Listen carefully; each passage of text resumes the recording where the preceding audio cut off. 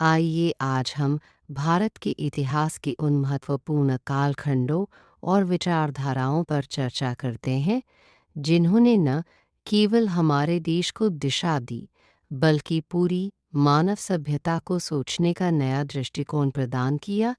यह वह समय था जब धर्म, दर्शन, राजनीति और समाज सब एक साथ आकार ले रहे थे। जैन धर्म का उदय और विचार।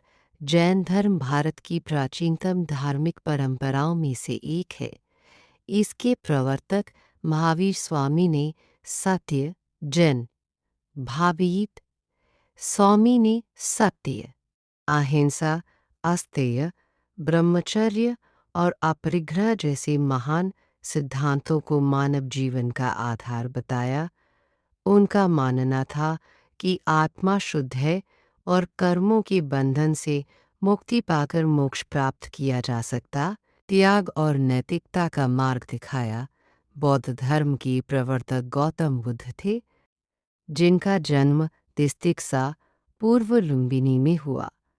उन्होंने जीवन के दुखों को समझते हुए चार आर्य सत्य और अष्टांगिक मार्ग का उपदेश दिया।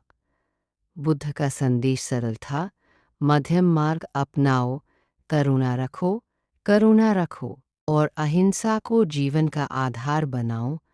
बौद्ध धर्म ने एशिया के अनेक देशों में शांति और मानवता का प्रकाश फैलाया।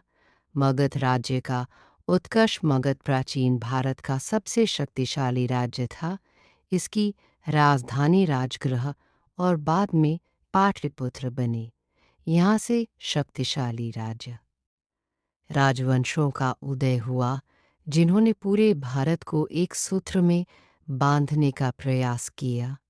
मगध की भौगोलिक स्थिति, उपजाऊ भूमि और कुशल प्रशासन ने इसे राजनीतिक शक्ति का केंद्र बनाया।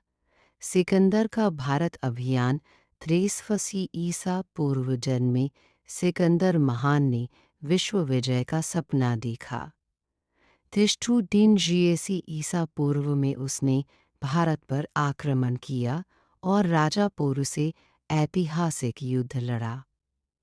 हालांकि युद्ध में विजय मिली, लेकिन भारतीय वीरता और सैनिकों के साहस ने सिकंदर को आगे बढ़ने से रोक दिया। यही वह क्षण था जब उसने भारत से लौटने का निर्णय लिया।